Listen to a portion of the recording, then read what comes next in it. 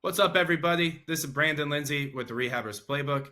The following video is a very fun conversation I had with two really good friends of mine in the real estate space. One is Lindy Pond of Truly Mortgage. She is a lender and my go-to person for real estate market insights and updates. And the other is Alie Murphy, the CEO and owner of Finish Green, which is a premier CRM for real estate investors and real estate professionals. And she is also my go-to person when it comes to marketing. And together, every single time us three sit down and talk, we can talk for hours about business, about real estate, and about life, which is exactly what we did here, which is also why we split this conversation into a part one and a part two. Please keep in mind that everything we talk about here, this conversation was filmed back in December of 2023. So as we post this in February of 2024, I can already promise you that the market has changed and our individual businesses have changed as well. So I hope you enjoy this video. There are a lot of takeaways, a lot of great conversations here. We're going to sit and answer questions from our real estate colleagues, whether just in our market or in other markets around America. So we touch on a lot of great topics. And again, I hope you enjoy. Before I leave, make sure to subscribe to our channel. Make sure you like our video. We're trying to bring you more high value content and your support would be much appreciated. So I hope you enjoy. Sit tight. This is part one. Hello and welcome everyone. Today you've got myself, Lindy Pond, with Alie Murphy and Brandon Lindsay, and the three of us are going to answer questions you sent us online. Alie, go for it. What's our first question? So we're going to start with Tom's. It says, Brandon, Lindy, and Alie, how long have each of you been full-time in real estate? Oh, Brandon, you take that one first. So I've been full-time since 2018, so about 5 years, going on 6, huh? And before that, I was lucky. I had 2 years with a real estate development firm, so I've been in real estate for probably more like 7 to 8. And then I've been full-time for myself for about 5. Awesome. Yeah. And I'm a builder, I'm a flipper here in Richmond. I also do real estate investing. Yeah. Sorry, I guess I should have introduced all of us. What I was the heck, thinking the same thing, Lindy. Gosh. Brandon, tell us a little bit about yourself. What do you do? That's basically it. I'm a builder. I don't even know everything now. Builder, flipper, real estate investor here in Richmond. I did contracting work back in the day, so a lot of it is construction focused, and I should probably say I have the Rehabbers Playbook too, so I do coaching, education for flippers and builders too. And the Rehabber's Playbook is really getting some traction. Yeah, I love it. It's great. You guys have been great help with it too, so it's a lot of fun. Well, I'll go next. Yeah. So my name is Lindy Pond, and I've been in the mortgage industry since the 90s. We won't, after college, we won't talk about how long. That's all I know. It's all I do. So how long I've been in, and that's what I do. Those were our questions, right? Yep. Okay. Alie, your turn. My name is Alie, and I own a company called Finish Green, but I've been in real estate for about 7 years now.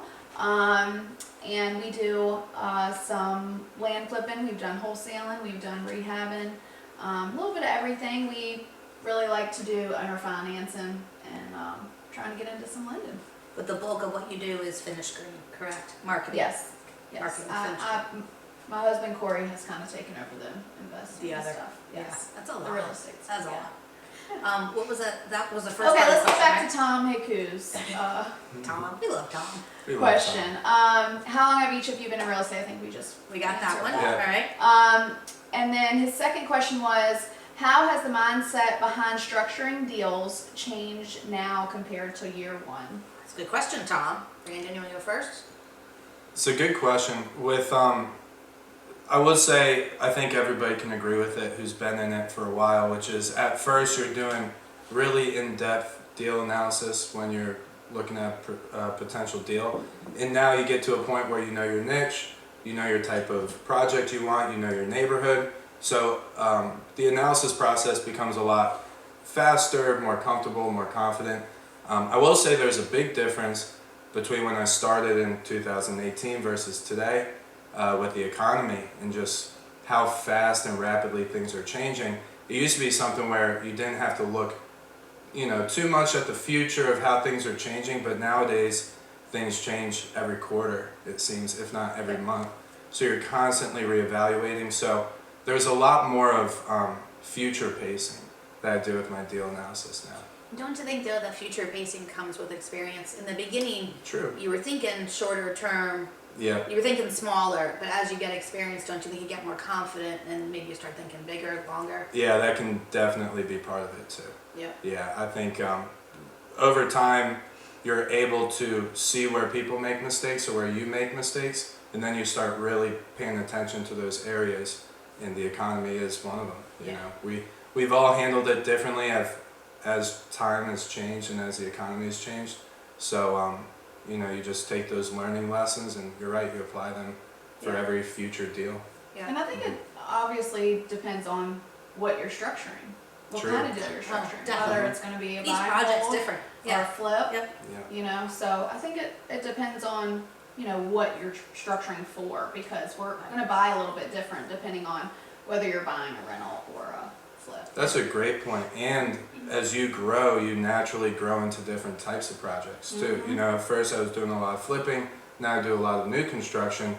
So you're constantly going through those different phases and those different types of projects. I think it's interesting that you gravitated towards new construction. Mm-hmm. Not all investors jump right into but even ever graduate into new construction.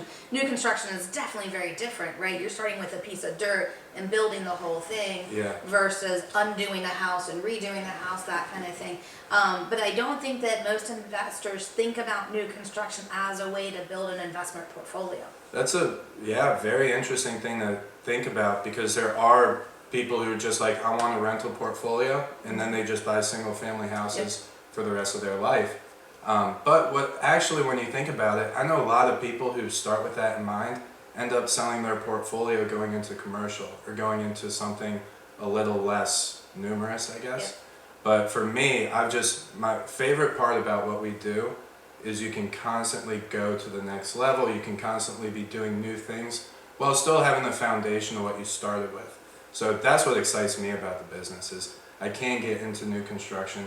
Eventually, I want to get into commercial and apartments. So There's no cap. there's no cap. There's always room to grow. Well, and you're building multi-units, right? Because building a multi-unit, even if it's a duplex, is different than building a single family, yes? Yeah, right now they're all single family, but they're attached single family. So we are gotcha. doing subdivisions and stuff like that. But I've yet to build my first new construction duplex. But that is going to be the next step. Soon, yeah. Yeah, What's exactly. the difference?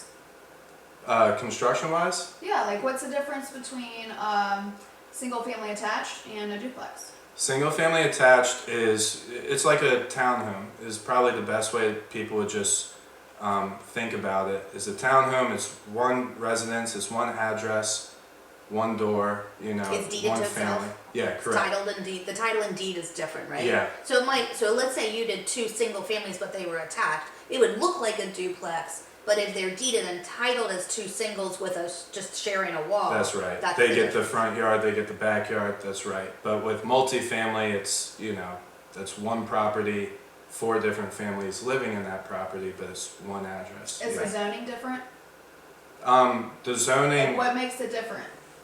We're getting a whole new conversation now. Sure, What makes that sure. different? No, it's a great conversation. No, the zoning is always, zoning can say you can do single family, you could do 2 family, 3 family, and every zoning just gives you different specs of how you can build single family or multifamily. So if it's zoned for single or multi, you could build either one. Exactly. And most zoning does have single family and multifamily, especially where we are, or where I build, I guess, which is Richmond. So it's an urban City. Yeah, so it's a city. They want more density. So, but once you get into zoning, that's a little bit more residential. Then they're probably not going to want you to do multifamily. Chantal, how did you decide on your focus areas? Start this one too. You go for it. All right. Because I'm still thinking, so yeah, you go yeah, ahead. no problem. I'm ready to go. I fell into my background or what I focus on. I did start real estate pretty early. It was college when I bought my first investment property. A buddy of mine through threw me the book Rich Dad Poor Dad, which is Love the that book. gateway for everybody to get Yes. into this addiction of real estate. But I fell in love with it. I knew immediately I wanted to take my career in that direction. But I was really lucky. I met my former boss, really my only boss I ever had, at a bar. He offered me a job, and I was lucky that he was in real estate investing. So I was on the construction side of that business, so I fell in love with the construction, the process, the schedule, the people were great. So after I went out on my own, I knew I was a lot more construction focused. I wanted to build cool things, big things, things I could be proud of. So yeah, I just fell into construction through knowing certain people, getting certain opportunities, and now I'm here. Yeah, It's funny and I that love you it. said that you met him in a bar. I was did. just thinking, so out of college, I met a guy, and we met at some sketchy little diner, like Eggs, and just a sketchy little hole in the wall kind of diner. And he talked to me for maybe 30 minutes or so, and patted me on the back and said, "Okay, you have a job." And I was That's like, so "What am I funny. doing?" And That's then my job. Well, that is my job. What did you hire me for? And then I rode around. His name was Paul, and I rode around in Paul's minivan that had like gross dried old French fries, in between the Oh seats. no. And Were windows tinted? yes. No, tinted windows. He was married. It was a minivan. Okay. So I rode around with Paul for about 2 weeks, and I just followed him around. How did he take a loan application? What questions did he ask? 2 weeks I followed him. He patted me on the back and said, "All right, good luck. Let me know if you have any questions." I love it. And that was it. So years and years and years later, I'm still in the business. Like, I do mortgages. I don't know how to do anything else. I don't know. I like it. So. You bringing that up makes me think of that story. This is a cool story for people, I think, which is, I don't know if you believe in manifesting. Oh, yeah. I believe in it. And what say the whole manifesting what, so people know what we're talking about. manifesting is kind of just believing something, almost speaking it into existence, almost believing it into existence, and then just carrying yourself properly to where those things kind of fall into your lap or into your life. Not fall into your life, you have to work for it, but eventually you attract the right things. So I have a few circumstances in my life that manifesting was like scary, how close it was. But this was one where I was living in Fairfax at the time. I knew I wanted to be home doing real estate, but I didn't know who to talk to or whatever. So I go down on a Thursday, and I tell my buddy, I'm like, you have to take me to everything you're doing this weekend. I want to meet everybody and get a job. I need to move down, be with my family, and get a career to start moving forward. I said, okay, great. Thursday I meet a few people, meet the same people, go out Friday night, meet a couple people, and then somebody that I met the day before who introduced me to somebody on Thursday or on Friday introduced me to my boss, my former boss, the guy I met at the bar. And it was actually a hilarious scenario, but overall it was just crazy that he was a real estate investor, which is the exact business I wanted to get into. And out of nowhere, within like 3 days of me just trying to meet everybody, You got I ended up with a job at a real estate investing firm, That's which was really, really crazy because how many real estate investors could I really have found in one weekend? You At a know, bar. so yeah, at a bar Right. with a job available. Right. Yeah, so Well, you might find a lot of them at a bar, but maybe not with the It's job probably available. true. Right. Yeah. yeah. All right. How did you get into it? So for me, I've been in business ops and marketing for probably close to 20 years now. And so when Corey, we met, he's been in real estate for a long time, and he did new construction, he did rehabs.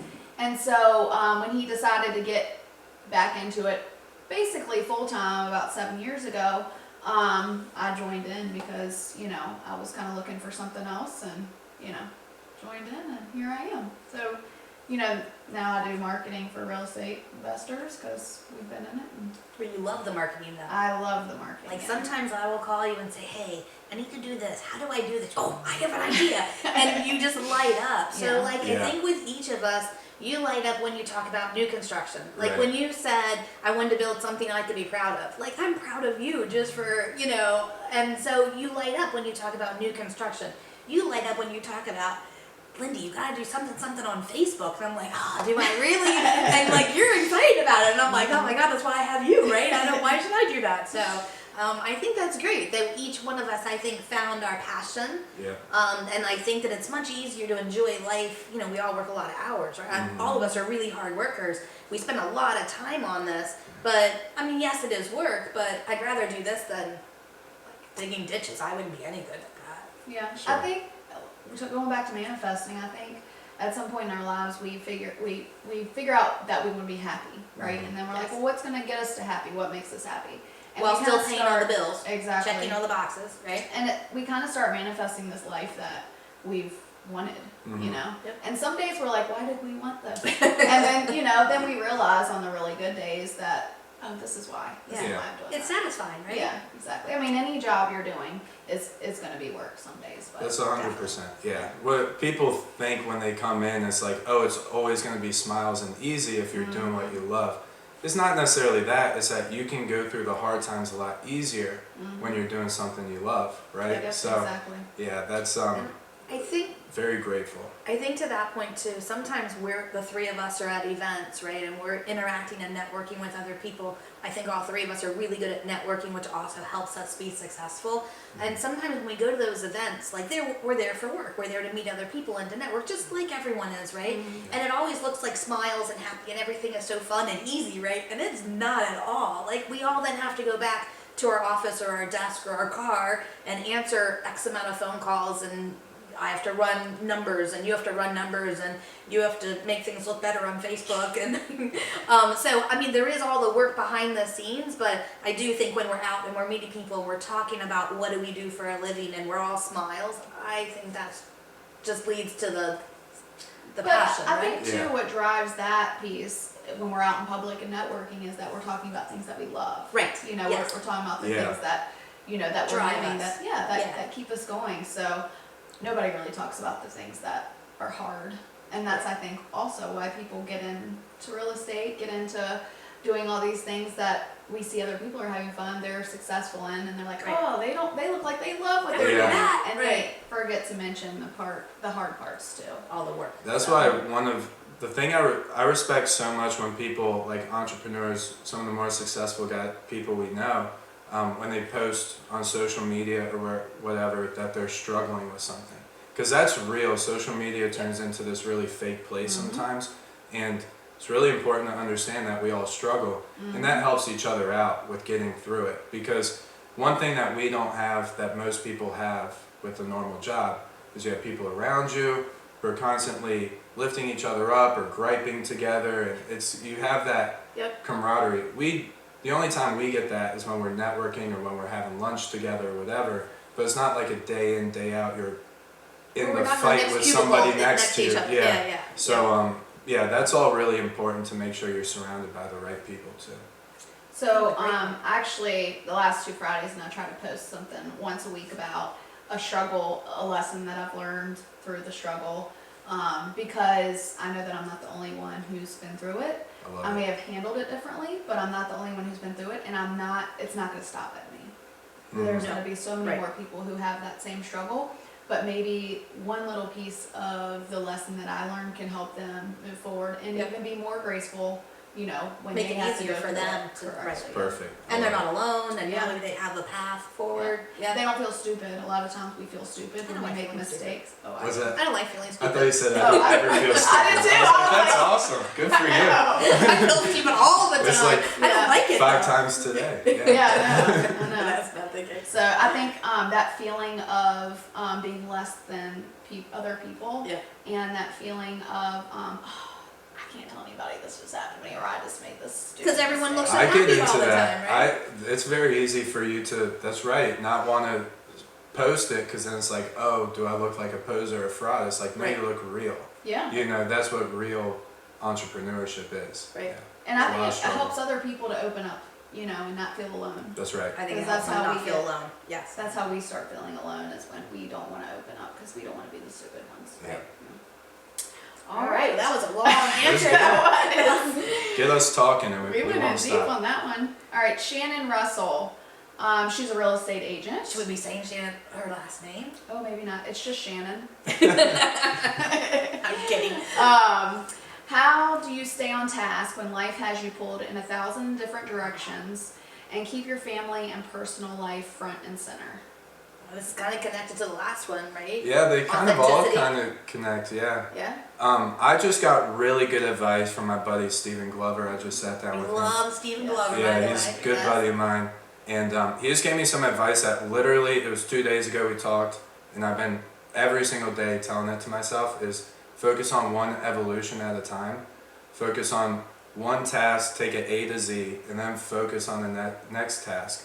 Instead of letting other responsibilities really penetrate what you're doing, really get into your zone. So, and that is, unfortunately, maybe I can publicly say sorry to everybody who doesn't get my texts back or my emails I back. think we're all on the same Yeah, boat but here. that's the way and I've learned this from a couple Group other. apology. Yeah, That's only for the last 2 days, though. yeah, that's right. But that's right, exactly. But there's even a couple books that drill that in, and I've always known it, and it's really good to always get the reminder too. Is The One Thing by Gary Keller in Atomic Habits. I forget who wrote that one. Adam Grant. It's Atomic Habits? Yeah. Atomic Habits. I think it's I don't know Adam I can't Grant. remember who did I'll it. be really impressed with it. But yeah, they say, when it's time to do a job, put your phone away, put it into a drawer. Try to get to a place where you're not getting people Right. in your Distracted. bubble, yeah, and focus on one thing, because this life is just 20 Nonstop. different to-do lists, not just 20 different Yep. things to do. So, and then while you're trying to take care of those 20 things, you're getting texts and phone calls and emergencies, something that's a fake emergency that, so it's very difficult. It's something I can't claim expertise in, but that would be my advice for people. And leave it up to Stephen Glover of all. I mean, he's just such an awesome person. Yeah. So shout out to Stephen Glover I know, for those of you who he's don't so know busy it. that I don't hear from him very often.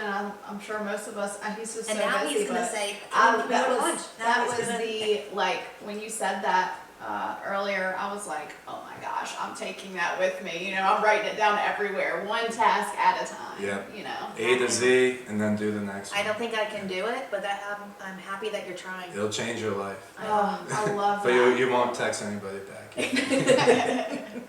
Well, I would say for me, when you mention lists, Mm-hmm. I don't have 20 lists. I think I have 4 at any given time, right? So Yeah. what are my, I have to get done today, time sensitive. What are my, how do I get new business? Who calls do I have to return? So I probably have 4 different lists, and I prioritize it. I'm definitely OCD. I am definitely like it needs to, not that I'm so regulated that it can't be in a different way. I mean, I can stop and answer the phone and those kinds of things, but if I'm not organized, maybe that's what I should say instead of OCD. If I'm not organized, I feel out of control, and I don't feel like I'm as successful or I don't get as much accomplished in a day. So I have to be organized. I have multiple lists, and then I just go down my lists and work my list.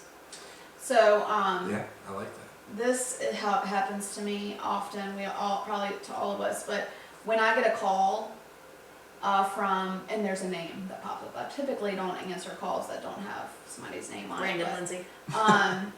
If I'm in the middle of something, I know if I'm interrupted, it's gonna take me forever to figure out what tab was I just on, Yeah. and What was I just doing? and then I'm exhausted by the time I figure out where I left off, and then I'm grumpy. And You're not grumpy, then are you? I lose my motivation to Yeah. finish my And project. you have something that's hanging that's unfinished but started. Yeah, that's even worse than So not starting horrible. it. Yeah. It's just a So bad you'll be feeling. better at the advice of focus on one thing, Well, finish I one love thing. that's- That'll work for you. Yeah, I'm definitely taking that back. But even lists, they say there's something really important about just writing it Yes. down, because then you can forget about it and focus on one thing. My But brain the has problem to when you connect. don't write it down Yeah. is now it's not a real physical thing. And which is why lists I think are important.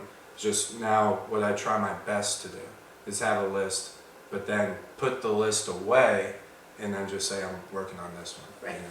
To me, it's organization, right? And Mhm. but So like I'll think of something, and don't we always think of something when we're driving or when we're walking through a parking lot? You know, that's when your brain remembers, oh no, I needed to do whatever, right? So I actually have a notepad next to my bed, and sometimes I you know, you're calming down, you're trying to fall asleep, and all these thoughts come into your head, right? But I find if I write it down and I get it out of my head, then I trust that I won't forget it because I wrote it down, right? And it's real because my brain, that's how my brain works. It connected to whatever. That's right. And then I go back and reorganize my list and prioritize and things like that. But I agree. To me, I'm worried I'll forget it if I don't write it down. So I have to write it down.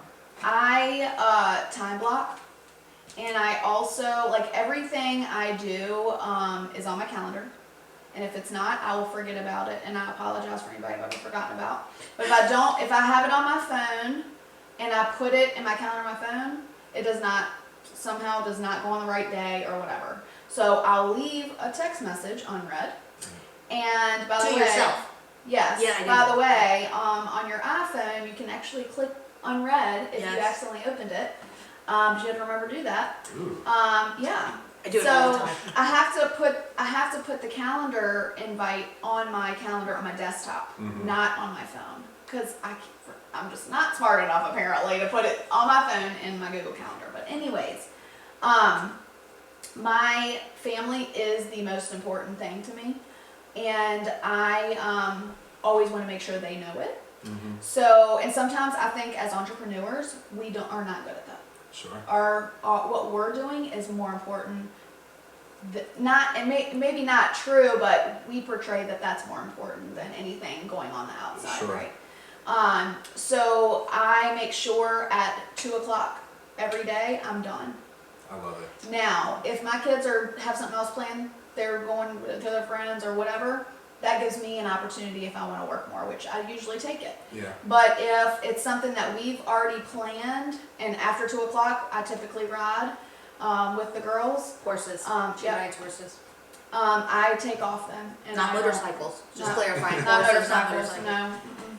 no. But I usually take off and, You know, are really good about prioritizing family and time. Not necessarily time off for yourself, I will say that, but you are good at prioritizing time off with your husband and the girls, which is important because if we don't have that downside to all the work and the stress and everything that our days involved, I think that makes us different people. my biggest thing is no regrets. And I feel like with our kids and time with Corey as well, that if we don't take advantage of that time, it's going to be gone. And I don't know why I think about this all the time, but I think about myself being in a nursing home alone. You won't be, I'll come visit you. You won't be alone. Yeah, But I'll you be know, there. We'll flip flop days. We'll Thank go you. to the nursing home. Alie Sad. cannot be alone. No, it is sad, but I think about that because I'm like, if I don't prioritize the things that are most important to me, that is going to be my life, and that's not. Who wants that? Oh, yeah. Who wants that life? Right. If I let them be lonely now, I'm going to be lonely later. It's very true. Wow, I never thought of that way to think of it. I'm so glad you talked about it too, because I was gonna add, one of my favorite things to ask other entrepreneurs is how do you achieve as much balance as you can? Because we can't achieve perfect balance. Yeah. That's just impossible for us. But you can control the spaces of your life that you can control, or at least you can do your best to. So for me, I'm like Mondays, Fridays, it's very little meetings besides with this. And this is not a meeting though. This is a lot better than meetings. But I really try to designate, really try to designate weekends as much as I can to family and friends. So it's cool to hear that you have a process as well. Most of the time people do have one. Do you have anything that you do? I remember when the kids were little, so my kids are in college now, freshman and junior, where yours are still a little younger and you're yet to still have yours. Yeah, I'm on the way. But I remember when mine were little, because you were absolutely right.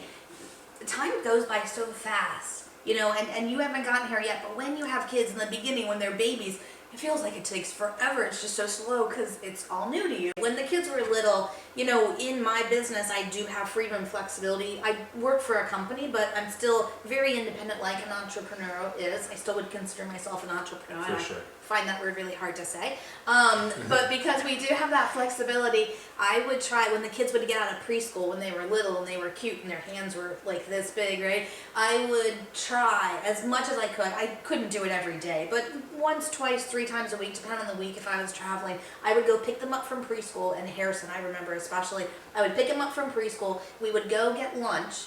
We called it a car picnic because we'd eat in the car because I still couldn't take off but so much time, but I was able to pick him up, spend the 5 minutes of walking him from the preschool to the car, go through the drive-through, get lunch, eat lunch in the car, just the 2 of us in a car together. How was your day? And you would just kind of share those fun moments, right? And then I would take him over to the sitter's house and then I would get back to work. But it's at least 45 minutes in the day where it's just you and your child in a vacuum, right? And so I would try to do that. I'm not saying I was successful all the time, but I would try and do that because those are the little tiny moments, and he probably doesn't remember, right? But those are the little tiny moments where you do. He remembers the feeling. If he doesn't remember the moment, he remembers how he felt. We do have There's no doubt, we have a really quick story. We went to Chick-fil-A. We would go there often. Shout out to Chick-fil-A.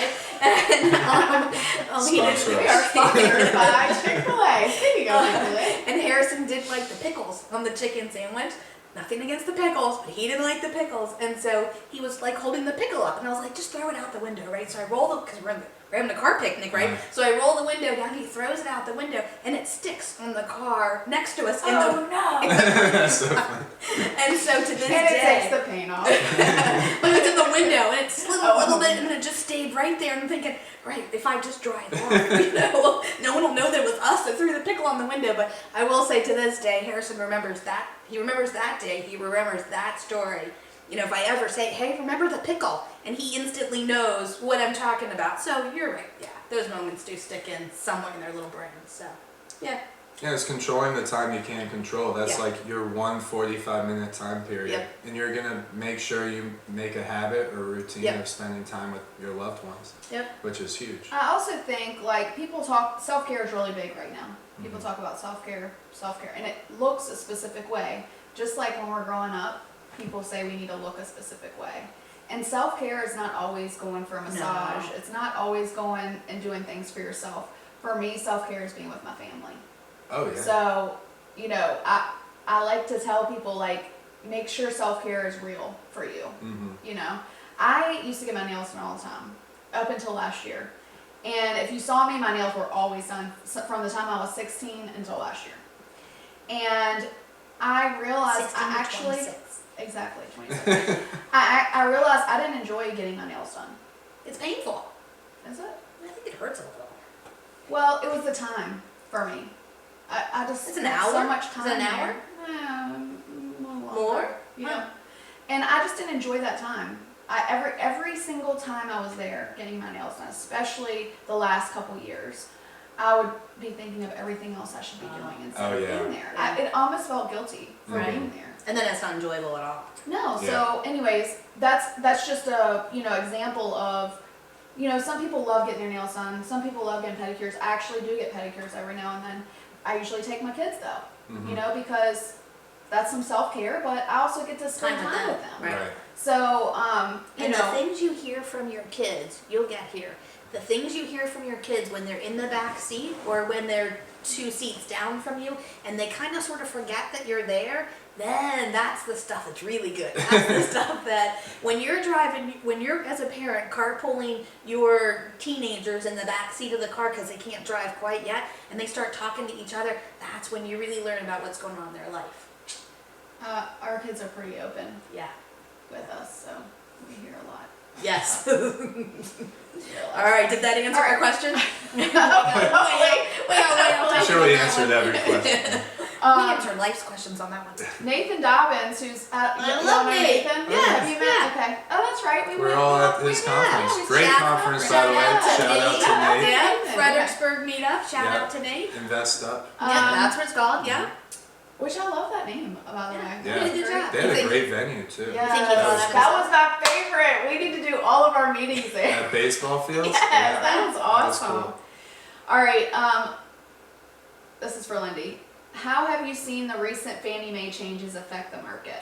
Fannie recently changed their rule from a 6-month seasoning to a 12-month seasoning. Meaning a certain time period. Seasoning can be how long do I need to have funds in an account before I have to source them, or how long do I need to own the property before I can use the value and not the purchase price. So seasoning can be different things for different topics, but it just means a period of time.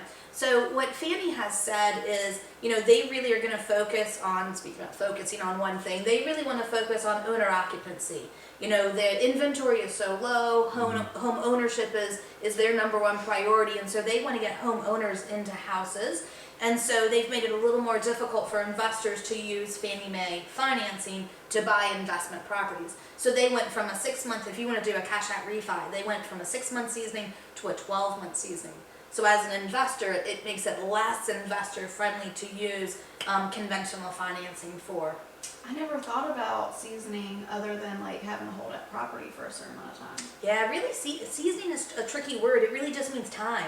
Okay. It can be amount of time that you own a property. It can be amount of time that it's been titled in your name. Right. Yeah. It can be how long have you had funds in an account? Yeah, Do I I have never to thought source about it this? that way. Yeah. Okay. Seasoning is really just time. Okay. Is there, so that's already in place? I that went rule? into place earlier this year. Yep. Oh, this year? Yeah. In 2023. Wow, I'm behind. So that's, yeah, but odds are you it's probably weren't manifested into all loans right now? They Yeah. have to wait 12 months? 12 months for Wow. cash out. Yeah. I think I did hear something about that, but Most investors, once they, even if they can do their first, second, or third loan as a Fannie or Freddie conventional loan, after that, they're probably not doing Fannie, Freddie conventional lending Exactly. anyhow. Yeah, They yeah. kind of outgrow it. Yeah. It's not meant for the professional investor. Exactly. It's just meant for an investment property here and Yeah. there. People get really creative with Fannie Mae and Freddie loans. From a financing standpoint, you can. Not as creative as in our world, all the other kind of lending options that there are. Between certain private money, people. hard money, Yeah. DSCR, institutional. Like there's so many things that in the average consumer probably has no idea exist for the real estate investor versus Fannie and Freddie. So Fannie and Freddie are more limiting than all of those sure. because there's just so many options for the investor. Yeah. Yeah. Yeah. Which is awesome. Yeah. Awesome. Yep. This is for Lindy again. Willie Banks. He says, I've been seeing a lot of investment properties in my market here in Savannah, Georgia, and wanted to know, do I need to put those properties under contract before I can target my lender? And he's probably asking, when does he need a pre-qual letter when he's making an offer? So he did mention the real estate agents are asking for proof of funds. Yeah. Should I submit my property to you as a lender first? Tell me which way to go. So I get them all the time, and you may have experienced this as well. I get them all the time where I get the contract and it's already ratified and the realtor didn't ask for any proof of funds or pre-qual letter, and then I get them where, hurry up, I need a pre-qual letter because they won't let me submit my offer. So I get them in either way. In a perfect world, I would say you'd want to get your pre-qual letter first, right? You should absolutely be having a conversation with your lender to make sure that you can qualify for the house, right? Is your credit good enough? Do you have enough money for down payment? The basics, right? And then get a pre-qual letter as substantiation or proof or whatever to show the realtor, yes, I can buy this house. In a It's perfect so world. rare anymore that you need a. I don't know. I Pre-qual can't letter? remember the last time we had to get a pre-qual. I still hear of it all the time. Yeah, I think it depends if you're I don't off get market. asked, I guess, but I think well, if you're- actually, we do. We got asked on, the house that's on the market right now. We got asked for the land.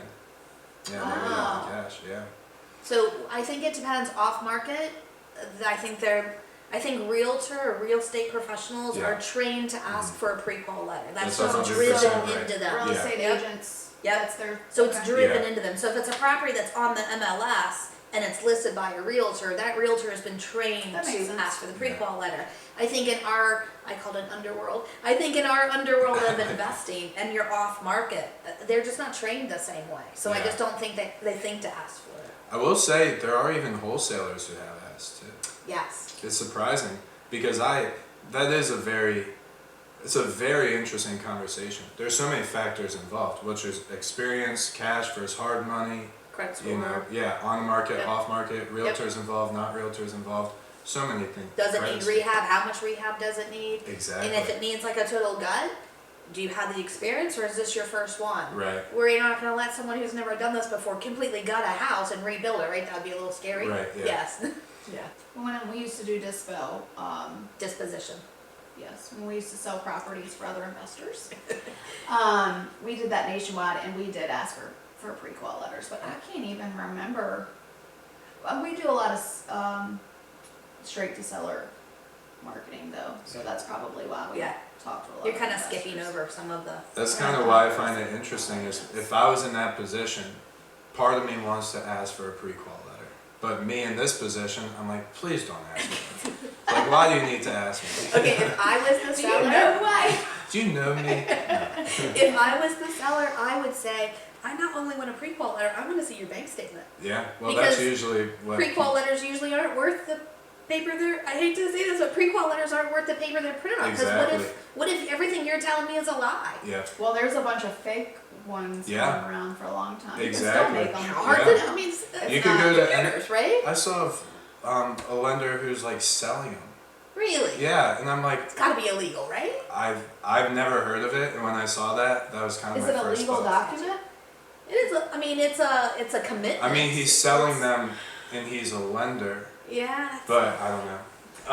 But so if I were the seller, I would want not just a pre-qual letter, but I would want I want to see your bank statement. Do you have, I want to see the credit report. But that's not something that you're going to ask for or be given necessarily. I like the Oh, credit we do report the idea. bank statements. DG bank Yeah, we statements? just send them our bank statements. Oh, you send them bank statements, Yeah, yeah.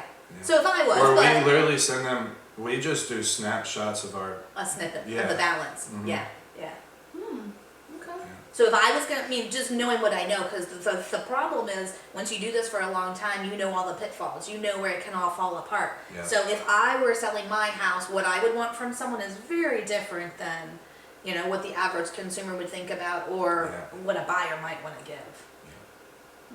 If I were a buyer, I don't know that I'd want to give them my credit report or my bank statement, or, you know what I mean? So Oh yeah. it depends Well, on what that's role what. you're in. That's why it's annoying. It's like Yeah. I don't feel like taking a picture of our bank account and Right. sending. You know. It's You just, know why though? Because it's not protected either. So whoever you're sending it to, then they're like, oh, I know how much money they That's have. my thing. Yeah, that's right. So And then there's a it's bunch of other people on that side of the transaction. Transaction, So who is Where's that the person? privacy? I don't Right, know. Yeah. right. Yep. And that goes to the point of having your business in the right kind of trusts and Sure. LLCs, because that information is that I just heard somebody say the other day, people don't sue poor people. You know? No, they probably don't. That's I actually feel like a that's really what they're good gonna point. get out of them, right? Now you're scaring me. This is Yeah. all recorded. I know. I know. Well, how much money was on that big statement? All right, next Really question. not that What was the much. next I will question? be on, not that Not much. that much. Okay, Alie, Lindy, and Brandon, what are the 3 main or most important things you would advise a new investor to do so they can get their foot in the door of real estate investing? That's a good one. My answer will always be network. Network, get around the right people. When people are successful early, they're not successful early because they did it all themselves. They're successful because they had the right mentor, the right partner, or they knew the right person. Everything's about relationships. And every time we level up, it's funny how it comes with a new relationship too. And somebody either opened the door for us or we That's so opened it true. together. So network is the absolute most important thing, I would say for sure. I mean, that's the perfect answer, I right? know. What was the question again? I'm sorry. What are the 3 main or Oh, most 3. important things you would 3. advise? So you now just had one. Yeah, so You it's did harder one. on you The guys. door of real estate investing. To get into the door of real estate investing from a lending aspect is where I'll come I at know what this you're one, gonna right? say. Yeah. I always say cash is king. I always say credit. That's what you're thinking. Yeah. I always say that because if you don't have enough cash, whether you're using hard money, private money, institutional money, conventional loan, you have to have money. I mean, you can't think I want to go be in real estate and I have $0 in my checking account. That's not a good business plan, right? So no matter how much money you need to have for each individual deal, you need to have some money, right? And then you also still need to have money left over to pay your bills. So I always say cash is king. Make sure you have enough liquidity is what we call it in my world. And then secondly, credit. I mean, you might not need credit for hard money or private money, but if you then wanted to keep the house and you were going to refinance, you need credit then. So having a good credit score is very important. Minimum credit score would be a 660. What you really want is 700 or more, because once you get over 700, your terms improve. You get better rates, you get better LTVs. Everything's a little friendlier, a little better for you. They want to give you the loan. Yeah, instead of have to fight to give you. If you're over 740, they want it. Please take my money. Yeah. Right. Yeah, they say, or you would probably say, right, like you can't walk out of the office without a loan. You need a loan. I need to give you the loan. Let me give you some money. Right. All right, so you would say networking. Yeah, and I want to touch on that. It's interesting because in our world, how many people say, get into real estate with no money, right? And I just don't know anybody who's done that. Unless they maybe have the right network and the right partnership, but the fairy godmother. Yeah, my mentors always said it too, because you want to go to these events or you want to listen to people like you and hear them say, yeah, you don't need money, you can get into this. But unfortunately, that's not true. And I remember my mentor saying it to me because it was a shock at the time. Because I heard so many gurus talk about how you don't need money. And then I was like, you know what? That actually makes sense. That doesn't. Now, it's not to say that you can't buy a house with zero money out of pocket at the end of the day. Sure. Right? You could buy a house at a good price. You could put some renovation without over improving and have gotten a really good deal, right? We all hear everyone say your profit is made when you make the offer, right? So I bought it right, I didn't over improve it, and I got a really good deal. I cashed out and I reimbursed myself for everything I spent in the beginning, right? So at the end of the day, I didn't spend any money to buy this house, but you still had to have the funds to get from point A to point B. Yeah, so maybe you can raise cash from people you know, but you need cash, right? Whether it's yours or someone else's, that's right. That's right. So, what's number 3?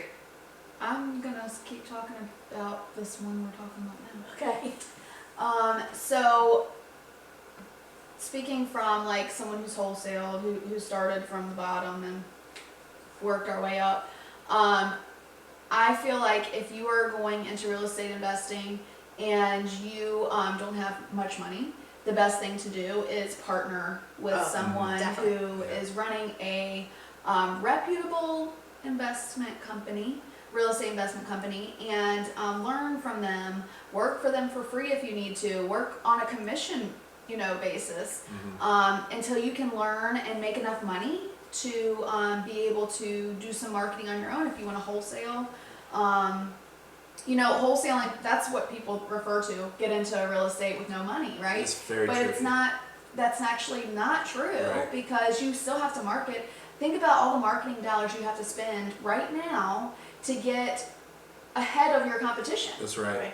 So Thousands. It does cost money to wholesale, even though you can get the property under contract and sell it, right? You're not putting any money into that piece, but it's actually getting that property. You have to drive around if you want a door knock, right? If you're not paying for marketing, you have to drive around a door knock. So how are you putting gas in your car? How are you paying for your car? Right. So see how she did that? She took yours and mine and squished it into the same. That's cheating. I know. She did come with a third. I was holding out. So if you have the networking and you have the financing, or you have some cash and networking, you can get in different ways. You can get in as a wholesaler. You could get in right out of the gate. I just highly suggest, and I wish I would have done this when we first started. I really, really wish I would have done this, which is something you did, which is get in with somebody who is reputable. And learn from them and use their money a little bit if you need to. Partner with them until you get enough money to take care of yourself, and then can put your own marketing dollars in and start your own thing. So that's where I think coming from me. And it's interesting as we talk about it. I think even the most successful people I know today, they don't do all their deals 100% themselves. No. There's either a partner involved, there's a lender involved who a lot of times can be considered the type of partner. There's a management company involved, a contractor. It's a team effort. There's going to be one person that's going to comment that says, "That's not true. I do everything by myself." You're going to have one. You're going to have one person that does that. I'm trying to think of even if I know a person who could do this, and I don't. I don't know a single person. I'll say it this way: the people that I know that are successful, that do a higher volume, they don't do it alone. That's right. Yeah, that's very true. You could That's do a some good point. small. You could do some one-offs. You could do You smaller could be number a of hobbyist, deals, right? My thing is, why would you want to? If Why would you really- want to do it yeah. alone? Why would Oh, you yeah. want to work on your Oh, yeah. pathways? Why would you want to do it? Why would you I want hate to being do alone that? through it. Yeah. Why would you want to be? I feel like you almost, first of all, you're creating a whole job for yourself, which Mhm. maybe it is a job and it pays your bills, which is great, except for how are you going to get out of it if you're doing it all the time? Right. You Yeah. know, how Oh are no, you- I'm definitely hiring Brandon to swing the hammer. You don't want me swinging the hammer. I don't see And the then he's hammer going to in hire there. someone else to swing the Yeah. hammer. I don't want me swinging the hammer. Might hurt my thumb. I don't know. All right, That's what's our actually next? how I let's got see. carpal tunnel. Was swinging the Swinging the hammer. hammer? Yeah. I don't want to swing the hammer. Scott Behringer, when did you know it was time to go full-time in on real estate? All right, I think we should let Alie answer this Yeah, one you start first. this. Okay. So, we're all in a lot of groups, networking groups that are amazing. But I hear this all the time from people saying, just quit your job, just do it. And I am the total opposite. And I'm actually a pretty decent risk taker. But I am speaking from experience. I do not think you should quit your job. I think that you can actually build a pretty healthy real estate portfolio business around your W-2. If you wanted to wholesale, you can do that around, working whatever job you're working. I think if you really want to leave your W-2 and you hate it, I think you should do something you're passionate about. But I think you should be safe. I think you should make sure you have savings built up to be able to pay your bills for 6 months. I think that you should definitely have a business plan and have two people, not just one person, look over it and tell you everything that's wrong with it. If you're crazy or Make not. it 3 people. Yeah. Yeah. I mean, If it's going to work, is it legit? the thing is you want somebody to come in and tell you, this is a great idea, Mhm. but this is something you need to fix before you leave your job. Right. Yep.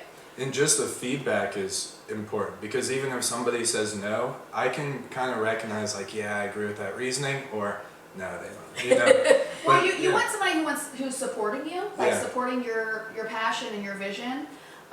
But you also want somebody who wants to kind of help you stay safe. Right. Well, you want to be set up to be successful. You don't want to be set up to fail, right? And us as entrepreneur brains, we like to just dive in. Yeah. And that's how we learn a lot of lessons. Mhm. That's why we're able to kind of sit together today and talk about these things because I've done this. Mhm. So I know what it feels like to be excited about starting this new endeavor and then didn't work out so great at first, Right. you know? Where you can't pay the bills and now Exactly. you're stressed. And now Yeah. because you're stressed, you said something before about making decisions. Yeah, my mentor always said if you jump into any entrepreneurship and you don't have enough cash or the cash flow,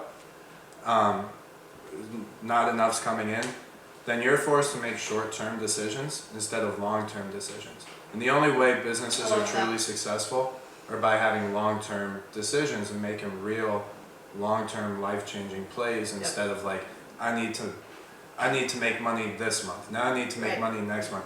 You're never going to get out of that cycle. You're just going to end up a self-employed, potentially, hopefully, high-paid employee. If not, you're not even in business, Right. right?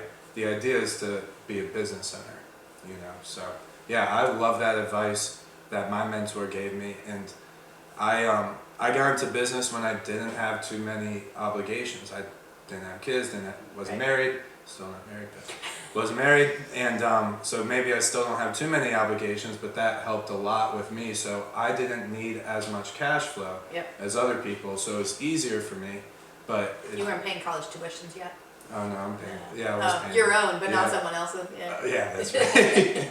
Yeah. So but yeah, that's exactly what I would say too. What you're saying. Yeah, the fear of failure to me is really hard for everyone. Mhm. And if you leave your job before you are really ready, you're gonna have that feeling of failure. Where if you just waited a little while longer and had a plan, you're gonna be successful.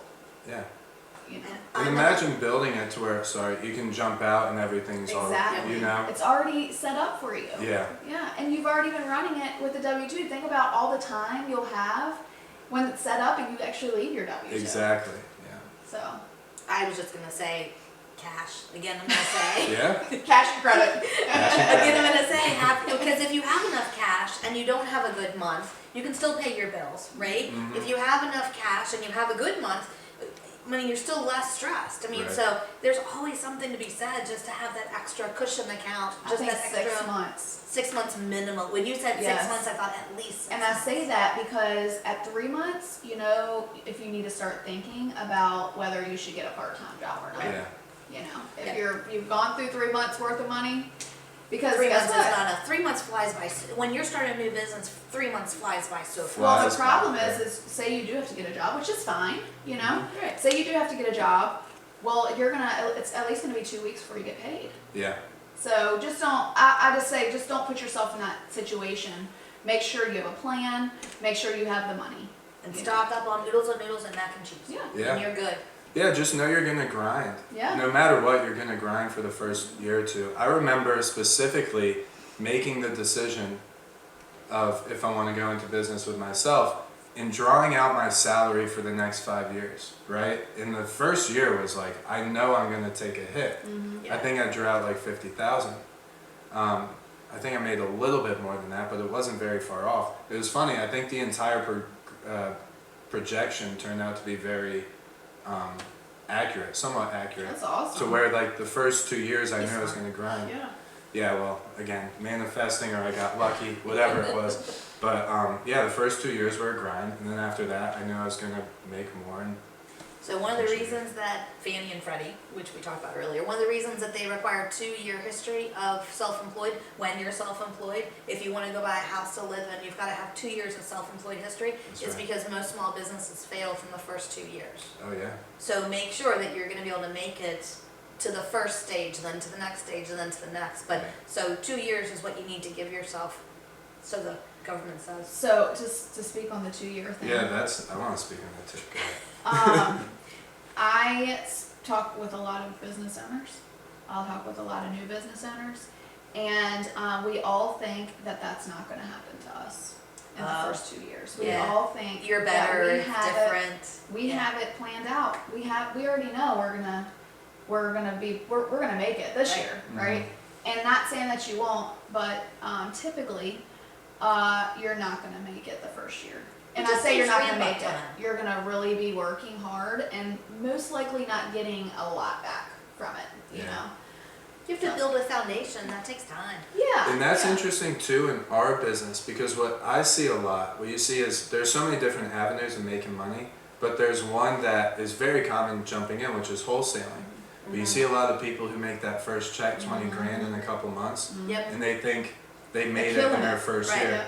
I'm gonna quit my job now. Yeah, just wait until it keeps going. Now, Yeah. of course, people are very successful and they continue to make those checks. But some people get it in month 1, some people get it. I know wholesalers who are super successful. There's a couple in town who are super successful, went a year before they made their first deal, but then they start building it from there. So it's almost like false advertising when they get a deal in their first month. Agree. You know, so agree. Because really they were marketing for, like you said, they were marketing for months and months and months before they got their first deal, to get their first deal, right? for what I'm saying is there's some people who like get lucky and they Oh, come in I like gotcha. month and then 1, there's month people 2. who worked at it for a whole And year. then the Yes, gurus put them up all over social media. Yeah. Look, this person made it in Right. 1 to 2 months without the disclaimer. This is not. Not Now a lot all. of them will Right. give the disclaimer. You know, Right. not to harp on that, but yeah, that's something you see all the time, and you're almost like you want to celebrate them and be like, now you gotta focus twice as hard, Yeah. because this is when you're gonna get fat and happy. Yep. You know, and just kind of blow everything Yep. that you worked for. You know. Agreed. Yeah, that's a tricky one. I mean, we got really lucky when we first started, Mhm. and but that's what it is. It's luck. So our marketing went dead when we continued. We got really lucky. Then everything went dead, and it gets very discouraging at that moment. Actually, for a lot of moments, because it went on for a couple months.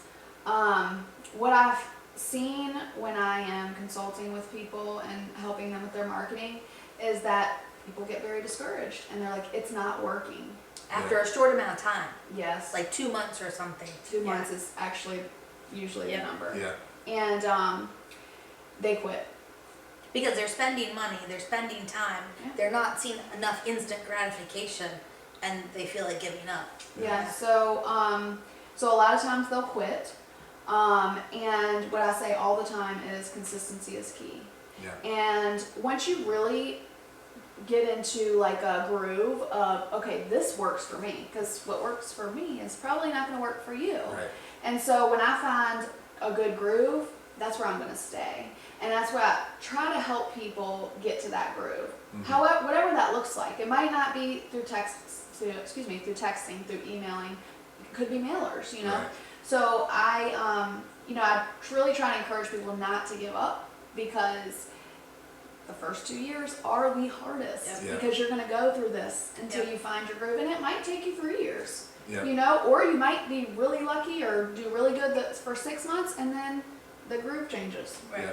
You know. Yep. So, anyways, the question was, when do you know when it's time to go full time?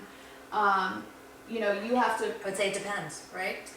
It really does. On a lot of factors. On a And you lot. said something interesting too, which I wanted to cherry on top, or put a cherry on top of this too with it, is never give up. I know it's so cliche, but I'm a true believer in that. It's like, look, if you jump into it and you struggle, you struggle for 6 months, you don't make anything, and now you have to get a job again. Like, that's not what I mean by giving up. It just means maybe you have to pay the bills for a little bit, and you Pivot. jump back You in. just pivoted. That's Yeah. all. Yeah. But like consistency and never giving up, those two ingredients alone could probably handle 90% of your success, I would say. And if you need to get a job to pay for your marketing for a little while, do it. Like, Yeah. there's nothing Yes. wrong with That's having to get a entrepreneurship. job or staying in your job until you're consistent with what you're doing. Yeah. You know, it's So. interesting. I almost say the same thing, and if my teenage daughter were here, she'd be like, "Oh, Mom, really?" I almost say the same thing to her. Like, if you can just work a little harder or be more consistent, just be consistent, right? Yeah. I mean, sometimes it's grit, is what I tell her. Like, if we could all just have a little more grit, right? And sometimes that's really hard, and grit's no fun sometimes. But just dig in a little more. Just more patience, just a little more of something, right? If you have to go get a part-time job, that's not a bad thing. Who cares? Maybe you meet someone at the part-time job at the bar, Yeah. kind of thing. You just That's never right. know, but definitely don't give up. Have a little more grit, a little more fortitude with it. And another thing, you said working harder. I work a lot. We all do, right? I don't like telling people to work a lot. No, me neither. I don't Because like that's to tell them not to work up- something I want to do. yeah, Like right. when I think of work harder, I think of work more. So there's a work smarter versus work harder, Yeah. right? Yeah. But you still got to work at it. It's not going to fall in your lap. No. 100% agree. Yeah.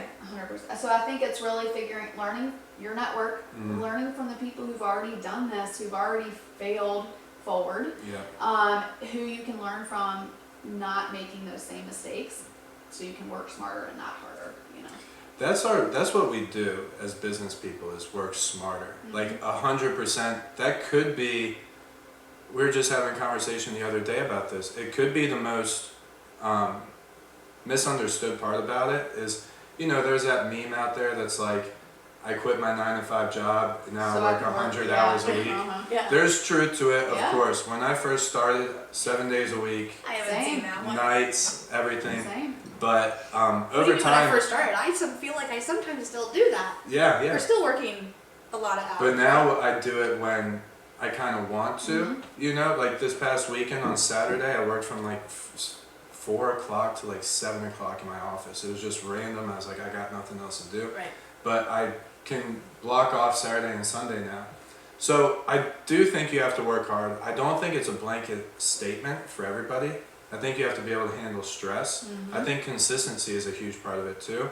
And I think it's about working smarter, right? Why do we have VAs, right? Why do we put systems and processes in place? That's It's definitely so we working don't smarter. have to do 100-hour weeks, so we can do, we want freedom in this business too. Right. So there's a balance to everything, and I think that's part of it. I agree. Yeah.